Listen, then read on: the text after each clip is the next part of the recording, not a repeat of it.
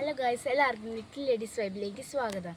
ഞങ്ങൾ ചാക്കിനകത്ത് ഇഞ്ചി നട്ടിരുന്നു. ആ ഇഞ്ചി മൊത്തം കേടായി. അതേ ചാക്കിനകത്ത് തന്നെ ഞങ്ങൾ പയർ നട്ടു. ആ പയർ നട്ടിട്ട് 25 ദിവസമായി. ആ പയറാണ് നിങ്ങളിപ്പോൾ കാണുന്നത്. എൻ്റെ അനിയത്തി ഇപ്പോൾ പയർ നനച്ചുകൊണ്ടിരിക്കുകയാണ്.